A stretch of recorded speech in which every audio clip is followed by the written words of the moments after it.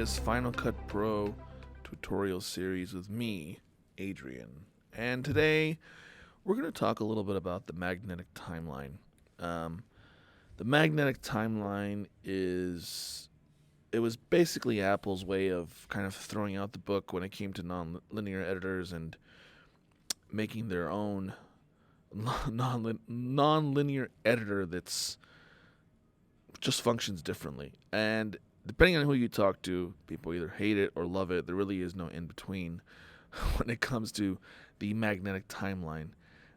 It has been a point of contention for a lot of people since this version of Final Cut was released way back in, I believe it was 2009 or 2010. But anyway, it is the magnetic timeline. It is one small part, really. It's not as big of a feature to Final Cut as people seem to make it out to be, but it is there, and it is something you're gonna have to deal with if you choose to make Final Cut your choice of an NLE. So here we are, and what's nice about the magnetic timeline is that you can stack clips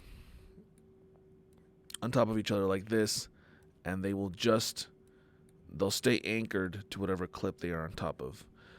What does make this frustrating, what can make it frustrating, is that maybe you don't want that, and there are ways around that. Little tips and tricks that you'll learn, which I'm going to show you right now. One of them is that say that I want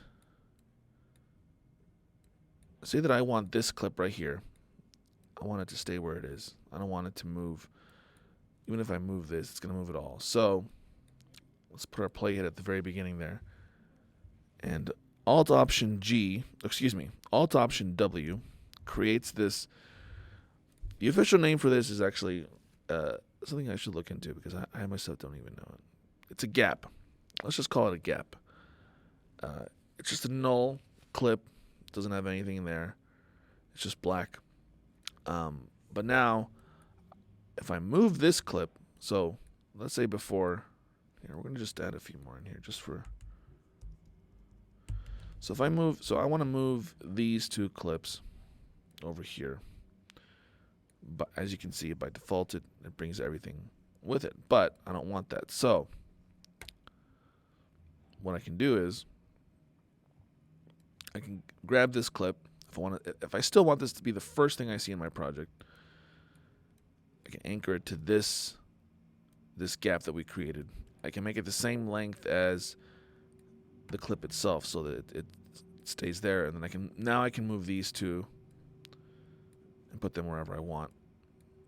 And that will just stay anchored to that. So what's nice about the magnetic timeline is that whatever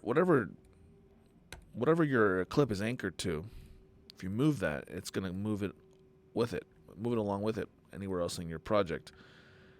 No matter how many clips you have, say you have a bunch of clips stacked on top of each other like this, which once you do get into the nitty gritty of editing, you're going to have stuff like this all the time. So I want to move all these there, and it keeps everything together. It keeps everything nice and tight and clean. So these, you'll work with these a lot. These gaps, these null clips, are a big part of a Final Cut sort of magnetic timeline. And I can use the position tool. The thing about the position tool is it sort of ignores the rules of the magnetic timeline. I can move stuff around a little bit differently with the position tool. I can move that. It'll overwrite everything. And this is probably more what you're used to in programs like, say, Adobe or DaVinci or Avid even. You can't do that without the position tool. So if I use my regular select tool, which is A, I can't see how it doesn't let me. You even get a little icon there that shows you it doesn't let you just put it wherever you want. It's gonna just put it. It's gonna magnetize to either the beginning or the end of a clip.